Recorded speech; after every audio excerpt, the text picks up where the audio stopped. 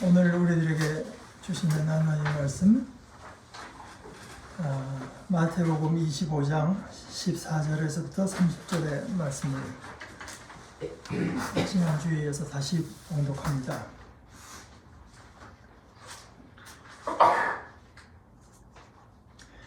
또 하늘나라는 이런 사정과 같다. 어떤 사람이 여행을 떠나면서 자기 종들을 불러서 자기의 재산을 그들에게 맡겼다. 그는 각 사람의 능력을 따라 한 사람에게는 5달란트를 주고 또 한 사람에게는 2달란트를 주고 또 다른 한 사람에게는 1달란트를 주고 떠났다.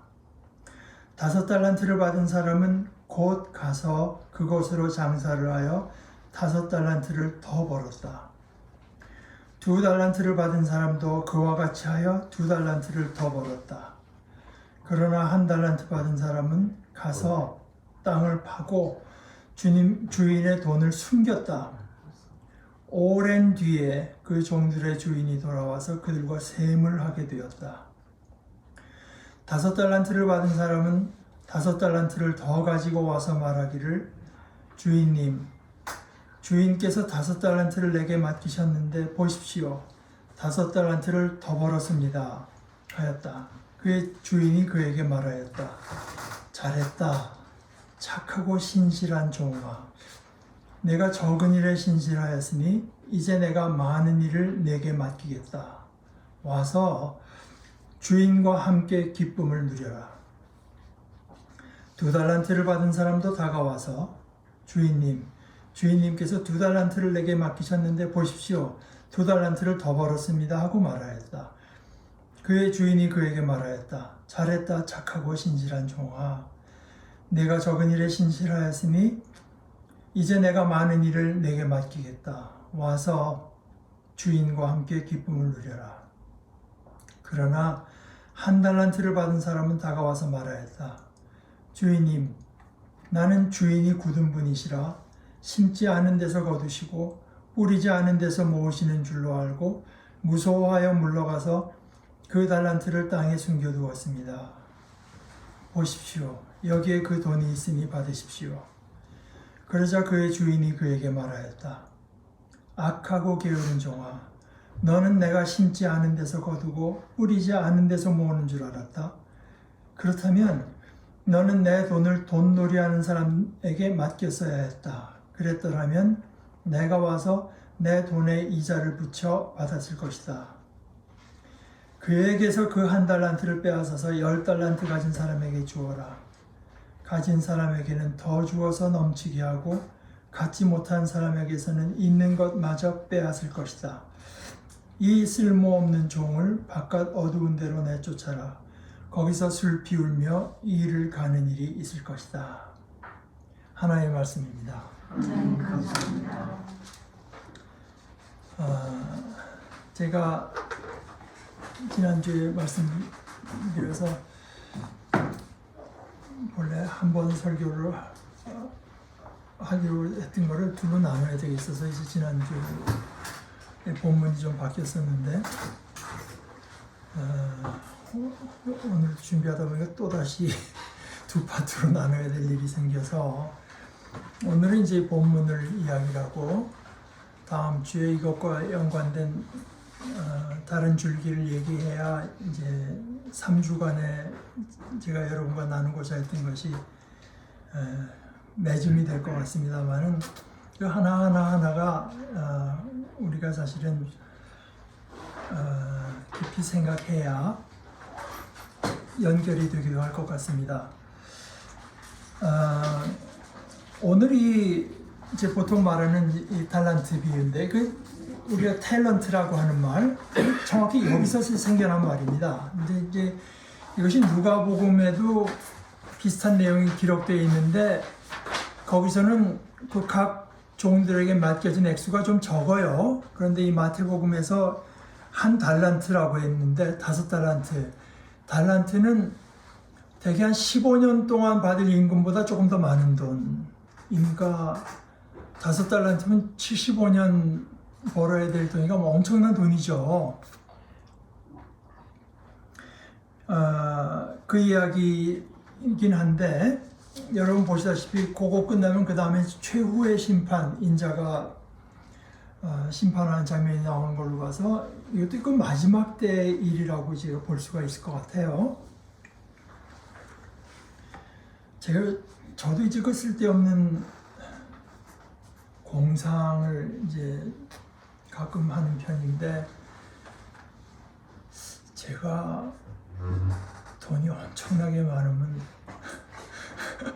무슨 일을 할까. 예를 들어서 제가 뭐 지금도 그 사람이 그렇게 돈이 많은지 모르겠지만 빌 게이츠나 무슨 그 아마존의 베조스 같은 사람이 한 1000배 되는 재산을 내가 갖고 있으면은 그걸 뭘 하고 싶나. 네.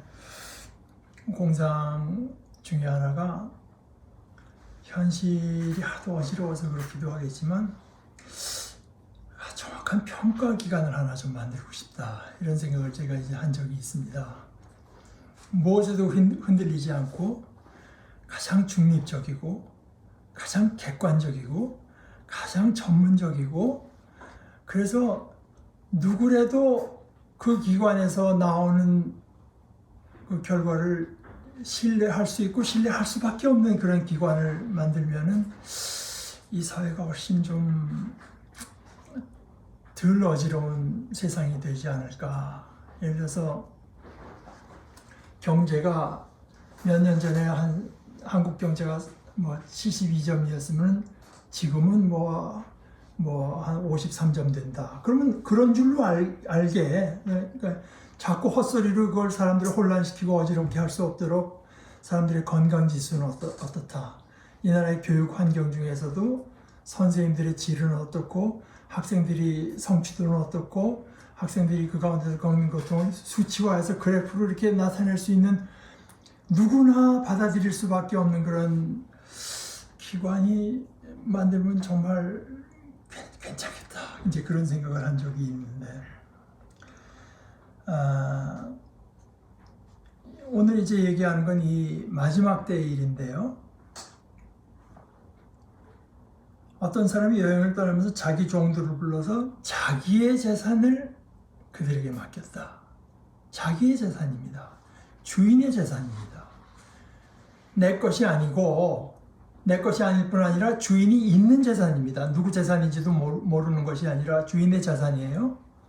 그걸 맡겼습니다. 그러니까 예수님께서는 지금 어떤 우리의 그 현 상태를 뭔가를 맡은 자들로 이제 말씀하시는 거 아니겠습니까? 그는 각 사람의 능력을 따라 한 사람에게는 5달란트를 주고 하고 주고 이제 떠났다. 그러면 16절에 보면은 5달란트를 받은 사람은 곧 가서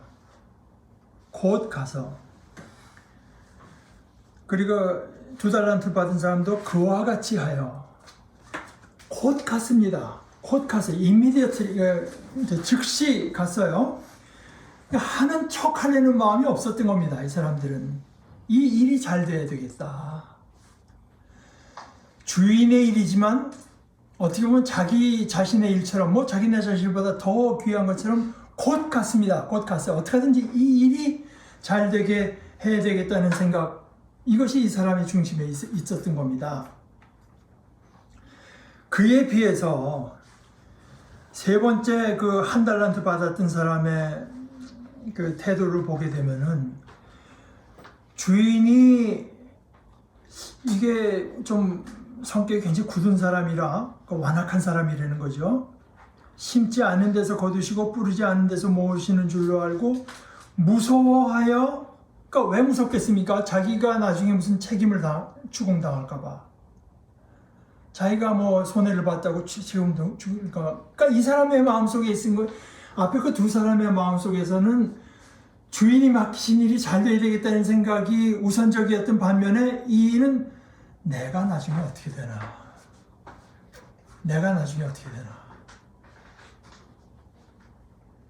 참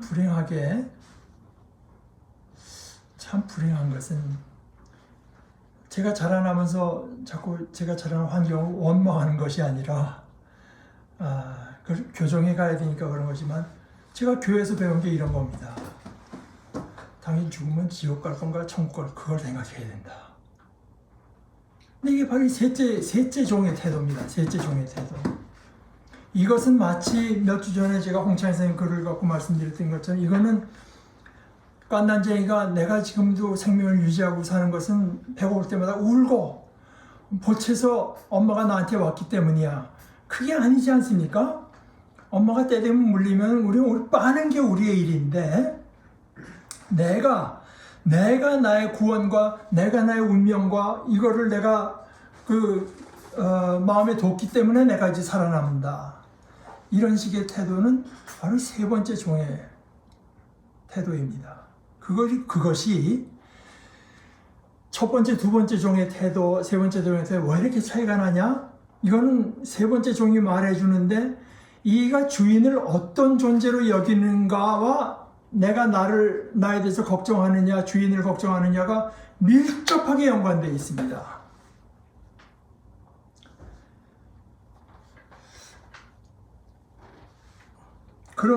게다가 앞에 두 종은 주인의 일이 곧 내 일인 것처럼 여겼다고 하는 것이 예수님의 이야기에서 분명히 드러나듯이 셋째 종의 말에서는 하나하나마다 주인은 주인, 나는 나. 내가 나를 돌봐야 된다고 하는 것이 아주 거기 명확히 드러나 있는 것이 맨 마지막 여기에 그 돈이 있으니 받으십시오 이렇게 번역했는데 원문으로는 뭐냐 보십시오. 당신의 것을 가지십시오. 보십시오. 당신이 지금 이게 당신의 것입니다. 당신의 것. 제가 마태복음 지난주에 읽었던 새 한글 성경을 가지고 거기 어떻게 되어 있는가 하면은 셋째 종이 보십시오. 주인님의 돈이 여기 이거 당신 겁니다. 여기서 느껴지는 주인은 주인, 나는 나. 당신의 거를 내가 온전히 이제 지켰습니다. 이것이 뭐 아주 짧은 이야기지만 거기 얼마나 절묘하게 우리 인간의 모습이 잘 드러나 있는지 모르겠어요. 그렇게 해서 마지막 세움을 할 때 21절 뒷부분과 23절 뒷부분에서 주인이 앞에 그 두 종을 칭찬해서 말하기를 너희가 참 착하고 신실한 종이다 이렇게 말하면서 와서 내 주인의 주인과 함께 기쁨을 누려라 이렇게 말을 했고 여기 새한글 성경에는 내 주인의 기쁨에 함께하여라. 내 주인의 기쁨입니다. 이게 진짜 기쁨이거든요. 우리가 나중에 하나님 앞에 갈 때 하나님의 기쁨, 영어로 보면 정관사 the를 써서 그 기쁨에 함께 하는 것이 우리의 영광이고 우리의 기쁨이고 우리의 소망이지 각자가 내가 가진 기쁨을 내가 간직하겠다고 하는 것은 이것은 아직도 그러니까 이것이 내가 이렇게 사랑하시고 나를 사랑하는 주인의 기쁨이기 때문에 진짜 기쁨이 되는 것 그것을 이제 우리가 이 이야기에서 감지할 수 있죠. 그러면서 그이들에게 이제 주인이 얘기하는 것이 적은 것에서 믿을만 했으니 너를 세워 많은 것을 맡게 하겠다. 그러니까 앞에는 이제 착하고 믿을만 했다, 신실했다고 하는데 두 번째 말에서는 역시 그 신실했다고 하는 부분을 다시 강조하면서 내가 적은 일에 신실했으니 물론 적은 일이죠. 이 땅에서 뭐 우리가 맡은 일이 다 적은 일이 아니겠습니까? 뭐 우리가 어떻게 하건 전도서가 구약 전도서 성경 우리에게 말씀해 주는 것처럼 우리가 뭐 엄청난 사람이 뭐 살아있는 동안 뭐 다시 쓸 수 없는 1000권을 썼다고 해도 뭐 이 세상에 크게 달라지는 거 없습니다. 적은 일 아니겠습니까? 지나가는 일이고요. 적은 일입니다.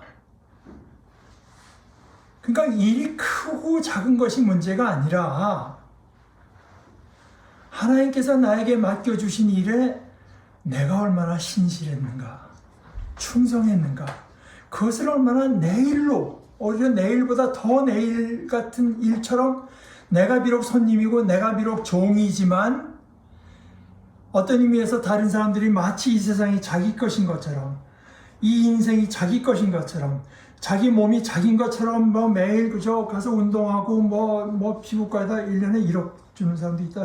뭐 그러면서 피부를 관리하고 한 것보다도 훨씬 더 이건 주님께서 주신 거니까 그 뜻에 맞게 건강하고 의롭고 아름답게 관리해 나가는 것처럼 그런 의미에서 주인의식을 가지고 이제 살아가는 것처럼 그랬는가? 내가 작은 일에 그렇게 했기 때문에 이제 본격적으로 하나님의 일을 할 때 그런 어떤 충성스러움을 가지고 그 영원한 일, 큰 일, 이것을 맡을 수 있는가? 이것이 기준입니다. 내가 적은 일에 신실하였으니 이제 많은 일을 내게 맡기겠다. 그리고 그 일에 주님의 기쁨이 있고 그 주인의 기쁨에 동참한다고 하는 것, 그것이 이 사람의 기쁨이고 그것이 이 사람의 영광이고 그 사람이 이가 받아들이는 자신의 특권입니다. 내가 내 인생을 가지고 얼마나 내가 존재감을 드러냈고 참 엄청난 업적을 남겼고 수천 년을 두고 사람들이 나를 앙모할 만한 그런 일을 남겼는가? 내가 세상에 얼마나 참 남들이 능가할 수 있는 업적을 남겼는가? 이런 것이 기준이 되는 것이 아닙니다. 우리에게 관심이 있는 것은 오직 주인의 일이 어떻게 되나 하는 것뿐입니다. 주인의 일이 어떻게 되는가? 그래서 주인이 맡기자마자 곧, 여기는 이제 곧이라고 했지만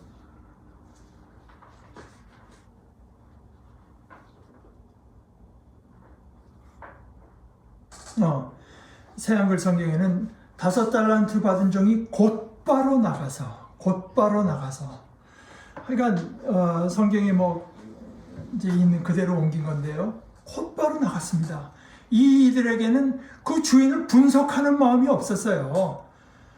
주인의 일이 내 일이고 주인께서 맡기신 일이 그게 바로 내 일이라고 하는 생각, 그것밖에 없었어요. 어떻게 해서든 주인의 일이 잘 된다. 사도 바울의 얘기처럼 내가 이 몸을 입고 살든지 이 세상을 떠나든지, 그뿐만 아니라 바울 사도는 제가 여러 번 강조를 합니다만은 죽든지 살든지 한 것은 우리가 자나깨나 불조심 이게 아닙니다.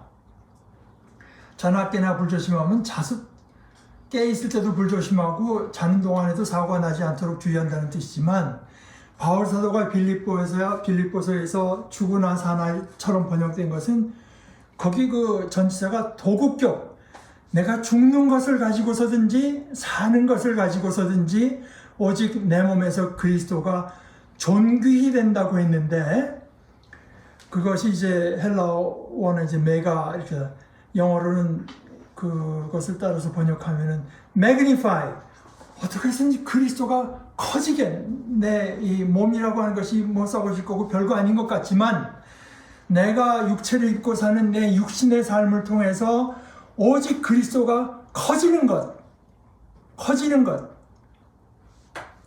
그것만이 내가 원하는 것이다. 그것과 같은 겁니다. 5달란트를 줬을 때 이 사람에게는 하나님께서 주신 일이 잘 돼야 되겠다는 그것밖에 없은 거예요. 주인이 어떠니까 이분이 이런 분이니까 나는 이런 계산이 없는 거예요.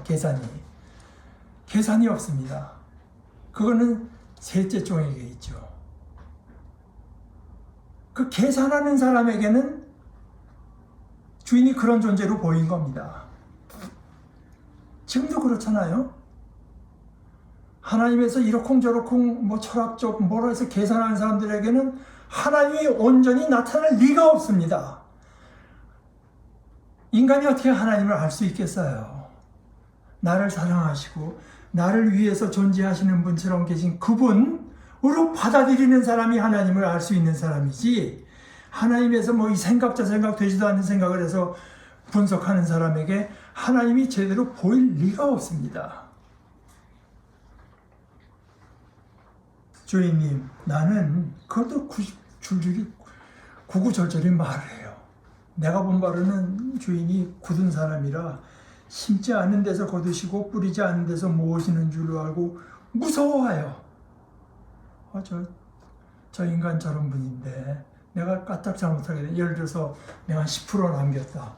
근데 그 당시 그 사회 상황을 연구한 사람의 연구는 대개 그 당시에 이제 이런 은행에 해당하는 그런 데 맡겨서 기대할 수 있는 게 한 40% 이자를 남길 수 있었다고 하는데 맡겼으면 한 40%인데 내가 기껏해야 뭐 20, 30%, 20 이거 안 되겠네. 무서워해서 물러가서 그것도 또 하나죠. 무서워하니까 나아가는 게 아니라 물러가는 겁니다. 내가 이렇게 하던 지옥까지 내가 이렇게 하던 나중에 하나님 앞에 가서 뭐 이게 큰일 나지. 자꾸 우리 형제들이 하는 걸 자꾸 나쁘게 말하는 것 같아서 미안합니다만 뭐 생각해보면 그런 건 아니겠죠. 그러나 이제 나쁘게 내가 이거 하나님 앞에 와서 기도할 때 내가 이 잘못한 거 구구절절히 다 드러내 용서받을 텐데 하나님 내가 이것도 잘못했고 저것도 잘못했고 그래서 빠진 게 있을 거 아니에요. 제가 미처 구하지 못한 것까지 다 용서해 주십시오. 그래야 내가 나중에 추궁을 안 당하지. 그 얼마나 그 굳은 분인데 저분이 물러가는 거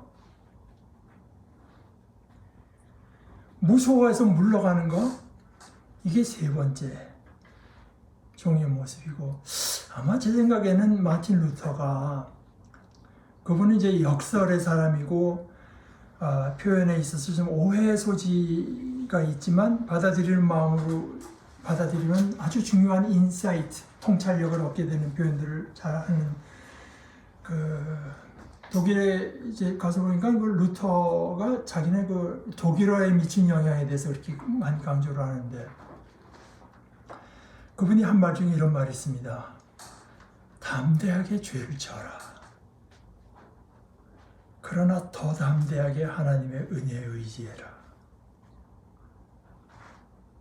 그냥 자유롭게 살면서 하나님, 살아계신 하나님, 자비로우신 하나님께 의지하면 된다. 내가 이거 이렇게 하면은 이게 나중에 이게 잘못하면 요거 하나를 내가 소홀히 하고 지옥까지.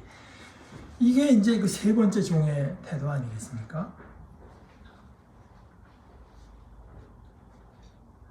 하나님은 하나님, 나는 나.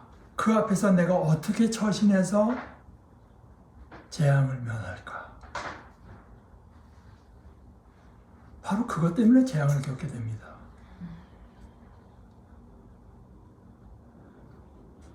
그에게서 그 한 달란트를 빼앗아서 그 10달란트 가진 사람에게 주어라. 가진 사람에게는 더 주어서 넘치게 하고 갖지 못한 사람에게서는 있는 것마저 빼앗을 것이다. 이 쓸모없는 종. 그러니까 이거 아까 우리 예배 시간 전에도 제가 말씀드렸지만 우리는 다 쓸모가 있는 사람들입니다. 탐 라이트 얘기처럼 우리는 세상으로부터 구원받는 게 아니라 하나님의 세상을 위해서 구원받는 거예요. 거기서 하나님의 모습을 드러내고 하나님의 뜻에 맞게 이 세상을 다스리기 위해서 구원받는 그런 의미에서 쓸모가 있는 거죠. 그것이 해당되지 않는 쓸모없는 종을 바깥 어두운 데로 내쫓아라. 거기에서 슬피 갈며 이 일을 가는 것이 있을 것이다.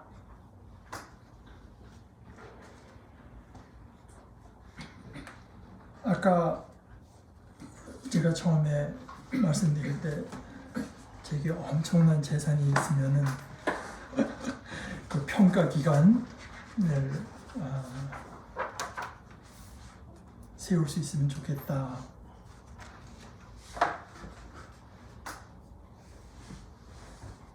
거기서 나오는 평가라고 하는 것은 너무 건전하고 너무 중립적이고 객관적이고 과학적이고 모든 것이 이제 고려가 된 거라서 그것을 받아들일 만한 것이 있으면 좋겠다고 하지만 뭐 그런 생각을 해본 적이 있다고 했는데 히브리서에서 그런 얘기를 하죠. 한 번 죽는 것은 사람에게 정해진 일이고 그걸 부인하는 사람은 없죠. 그 뒤에는 심판이 반드시 있다. 이 심판이 평가입니다. 누구나 받아들일 수 있고 누구나 받아들일 수밖에 없는 평가. 하나님의 심판입니다.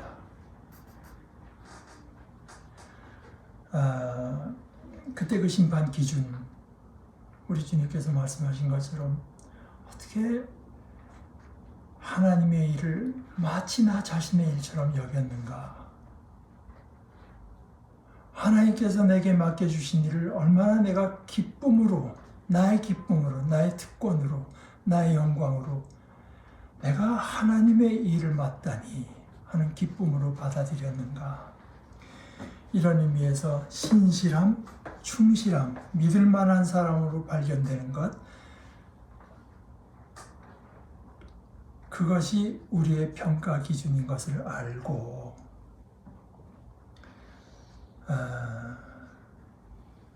우리 구약 성경에 보면 참 예언자가 있고 거짓 예언자가 있을 때 그게 분별하기 쉽지 않거든요.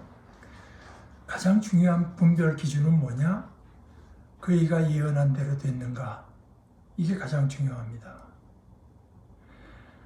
우리가 예수님이야말로 참 예언자신데 그냥 그 당시 사람들에게 깊은 인상을 남기기 위해서 그저 얘기를 하신 것이 아니라 참으로 그런 일들이 있을 것입니다. 참으로 그런 일들이 있을 거예요. 그때 내가 그 주인을 기뻐하고 내가 이 온 세상은 내 주인의 것인 것으로 내가 받아들이고 그것으로 기뻐하고 그 안에 나에게 맡겨진 일이 있다고 하는 것으로 기뻐하고 그것을 나의 영광으로 삼아서 곧바로 내가 할 수 있는 한 모든 일에 충성해서 우리가 주님 앞에 설 때 주님께서 저에게 주신 그 말씀이 저를 이리로 불러왔습니다 하고 말할 수 있는 정말 복되디 복된 존재가 우리가 다 될 걸로 저는 그렇게 믿습니다. 우리 같이 기도하십시다. 하나님 아버지,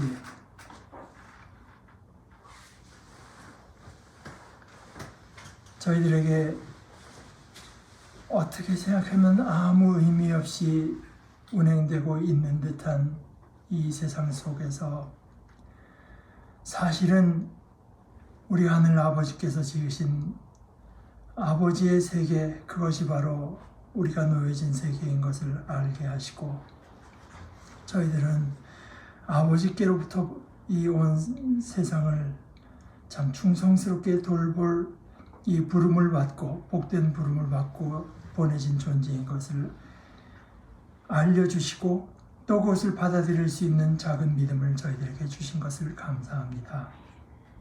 저희들이 이 믿음을 갖고 살아서 어느 때인가 주님의 말씀이 과연 그러한 것으로 환히 드러날 때 저희들이 그때 그야말로 주님의 주인의 큰 기쁨에 함께하는 복된 존재들이 다 되게 하여 주시옵소서. 예수님의 이름으로 기도합니다. 아멘.